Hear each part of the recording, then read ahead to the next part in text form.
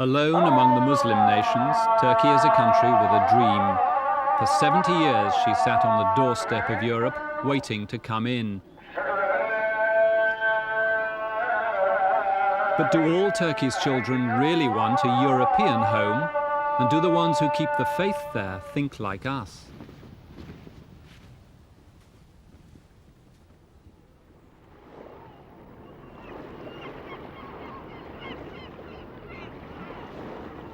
Turkey's always been the odd man out, an eastern country facing west. A nation of 60 million people, the community has told them to reapply in 1993. But is Turkey as European as it looks? Türkiye Avrupa'ya atlamak istiyor. Sanki Avrupa'nın duvarına yapışmış ve oraya çıkma gayretinde olan bir ülke. Ama henüz Avrupa ülkesi değil. Turkey's future lies in looking at the West. And we consider Turkey as a European country. Turkey has always been the bridge between two continents. The modern state has only a European toehold now, a relic of its former Balkan Empire. The old Ottoman capital of Istanbul has always been in Europe. But across the narrow passage of the Bosphorus, Turkey proper is in Asia, separated from the Middle East by a barrier of mountains. The Euphrates and the Tigris, the great rivers that rise in Turkey's highlands, reach the sea in the Persian Gulf. Ancient towns like Cizre guard the borders with the Arab nations.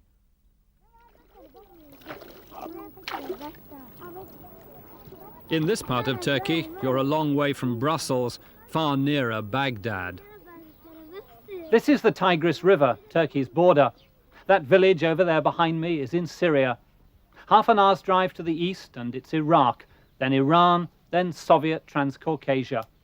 Now the Turkish government would have us believe that this is Europe's front line. They guard our southern flank. But is that claim believable, even with the Gulf crisis with Iraq?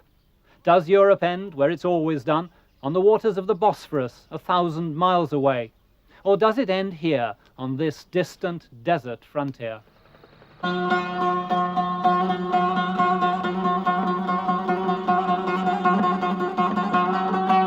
Istanbul. This was a European city once, easy to believe that it could be again.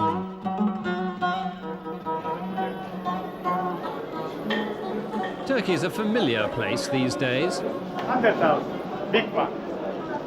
In the past, military rule and human rights abuses, Turkey's old bad habits, used to stop us doing business. But the Turks now want to sell us more than the familiar souvenirs. This is where the action is these days. The stock exchange boiled over onto the pavement in 1989. People got the message that in the free market, they'd get a chance to make their pile. Money talks. Turkey was letting Europe know that perestroika was coming. First the economy would be liberated, then politics. It was one man's idea. In the last 10 years, there was basically a change in the social, economic and political change.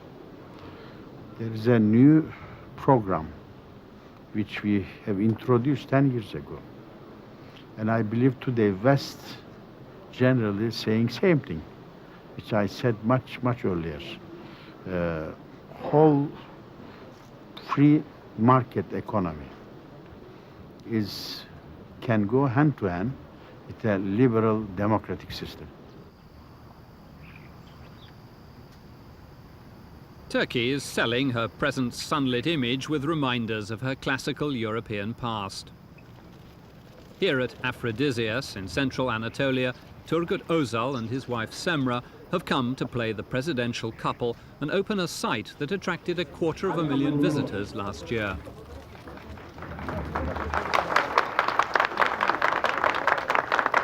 Putting democracy back together after the 1980 coup is proving much more difficult. The politicians know the army is watching every move they make. If they get it wrong and the hurly-burly of democracy disrupts the orderly arrangements of the day, then the soldiers pull the house down. We have to make what I call it structural adjustment, or maybe much more than that, a transformation. Transformation of a standstill society to a dynamic society that has been greatly achieved. So far, the powers that be have gone along with Mr. Özal. Now, some are wondering precisely where he's taking them. President Özal is a dynamic man with broad vision, and he has really implemented things that we have not even dreamt of. He's a strong leader, but what he's implementing now and the liberalization should be more planned, in my personal opinion. Suna Kıraç is deputy chairman of one of Turkey's largest companies, Koç Holding. She's a living advertisement for how liberal and modern the country's become. There may be reservations about the Özal revolution, but Koç has seen its profits spiral upwards. Koç headquarters is an old Ottoman palace on a commanding site above the Bosphorus. With the Turkish economy open to the outside world, there's a novel threat of competition, but there are also opportunities. Koç is a giant conglomerate with a finger in everything, from fridges to construction to banking. Amerikan Express'in ikinci adamı durumunda olan. There's one word on everybody's lips: exports. We are hoping to plan to be a multinational company because maybe you have noticed in Turkey most of the companies were designed for the local market. But now that Turkey is export-oriented, our companies are becoming export-oriented. That means cars made here at Tofaş, Koç's pride and joy. These Fiat Tempras, one of Milan's latest models, may soon be on their way to Europe.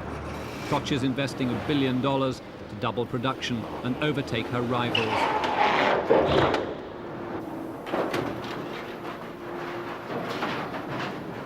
Turkey hopes to beat off the competition with a unique combination: high-tech and low wages.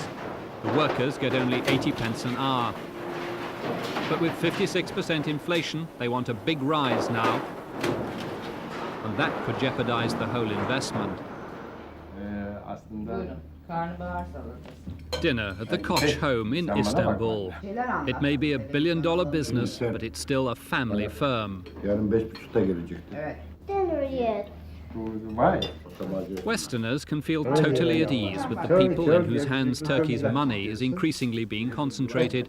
People like Vehbi Koç, who founded the firm, and the next generation who run it. The Koçes feel as European as the wine they drink and the clothes they wear. This small elite now want a tighter bond. Türkiye istikbali olan bir memlekettir. Ve bugün Türkiye ihracatının %80'i sanayi mamullerindedir.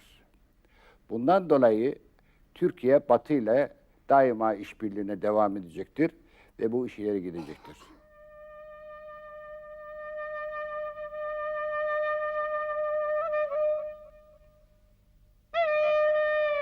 In this Koç-funded museum, there's scarcely room for all the glories of Turkey's past.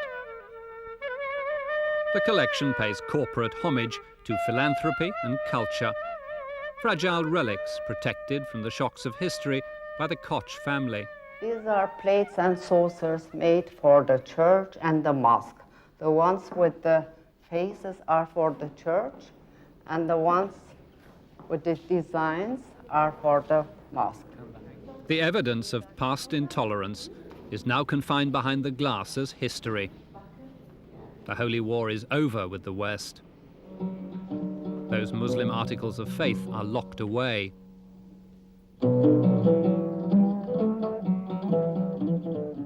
It was very different once. In the Middle Ages, all the Muslim world acknowledged the Turkish Sultan. And Europe's ambassadors to Istanbul knew that Turkey was more than a match for the West. In 1683, Christendom trembled as Suleiman II took his armies to the gates of Vienna. But that was the high watermark of Ottoman power.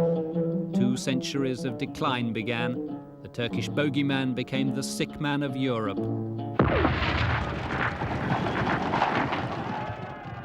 The Ottoman Empire died on the battlefield in the First World War. The Sultan sided with the Germans and shared their fate. Defeat for Turkey meant dismemberment. Greeks, the most ancient of Turkey's enemies, ruled again in Istanbul. The Turkish heartlands were given to Greece and to Italy as colonies, as the victors took the spoils of war. One man, Mustafa Kemal, stood between the Turks and national extinction. He was an army officer who'd made his reputation at Gallipoli. He raised a new model army to fight for independence. Turkey had learnt the crucial lesson of how to be a disciplined and military nation. By 1923, the war was over. A grateful people hailed the army and its leader. General Kemal rebuilt society. He changed his name to Ataturk, father of the Turks. He taught them to wear Western dress like him. He hobnobbed with European monarchs as an equal. The European alphabet was introduced. It was a cultural revolution. No more Oriental fashions, strange new customs. Vehbi was an eyewitness to it all. Büyük Millet Meclisi'nin açıldığı 21 senesinde Atatürk'ün verdiği nutukta bulundum ve kendisini orada dinledim. Atatürk çok geniş düşünceli, çok mühim bir insandı. Atatürk, Türkiye'nin istikbalinin batıda olduğunu söylemiştir ve bu hedefe doğru Türkiye'yi yönetmiştir. Ataturk died in 1938. He is not forgotten.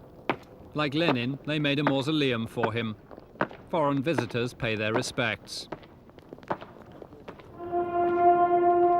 Ataturk's sarcophagus is the ark of Turkey's political covenant. He left behind a conservative political movement called Kemalism. Kemalism has become a state religion. Its guardians are not priests, but soldiers. Every day, a fresh lesson in the cult of Ataturk, a tour around the leader's relics. Children are taught that the Republic is secular, not Islamic, that the West is the model, that the watchwords are peace at home, peace abroad. Nowadays, the soldiers add democracy to the list of what they safeguard. But democracy must fall in with the Kemalism they watch over. Turkey is a democratic country, although we have had 2 coups in between the last 20 years. I think army is the guardian angel for Turkish democracy. So Turkey is a democratic country and it's going to be unified with Europe.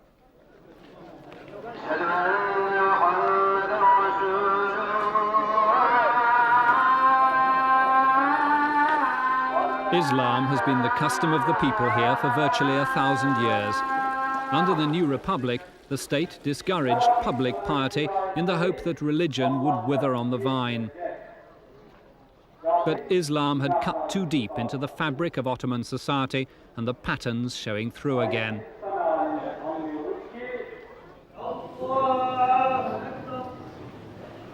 In the 1980s, a religious revival has gathered pace in Turkey.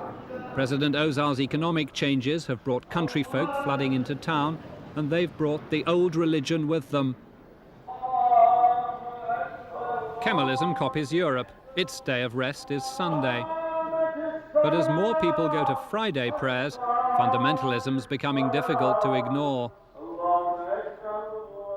My father was a religious man, with some religious identities, claiming himself as an Islamic man with his beard.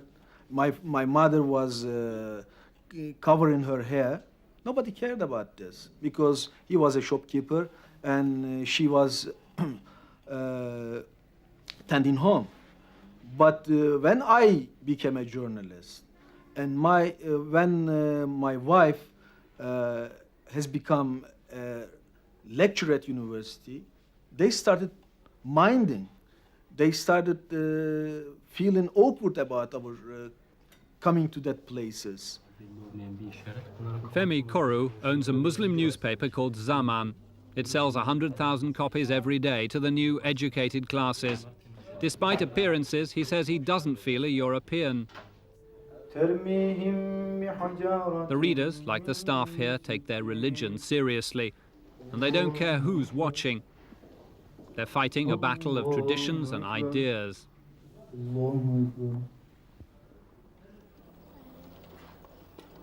You can measure the progress of that silent battle on the building sites of Turkey. Everywhere new minarets are rising. But where does the money come from? The government says that mosques are built by private enterprise, but the Department of Religious Affairs has suddenly had its budget more than doubled, and no one seems to know where the money's going. And the special schools for training future mullahs have had a lot more money from the government. Arabic and religion are on the syllabus. They're turning out 70,000 pupils every year. 1 in 8 university graduates comes from these schools now. Ataturk must be turning in his grave at the thought of computer programmers in Purda, not the future he commanded. And many of these lads will not be taking up careers as clergymen. And that's what worries Doğu Perinçek, editor of the left-wing magazine Yüzyıl. Doğu Perinçek is a veteran of struggles with the fundamentalists, and he's worried at what the future's going to bring. Bu 1000 yıllık İslam bugün devlet içinde çok önemli pozisyonları ele geçirmiştir. Mesela İslamcı junta İçişleri Bakanlığı'nda yönetimi ele geçirmiştir. Birçok yerlerde kuvvetlidir ve bu da zaten pozisyonu, durumu son derece karmaşık hale getirmektedir ve Türkiye'yi çok sert hesaplaşmalara doğru itmektedir. Fundamentalism now is an item on the Turkish political and social agenda. Of course, when there is an item on the agenda, it should be dealt with. And I think fundamentalism is an issue which the government should handle very delicately. But firmly. And firmly.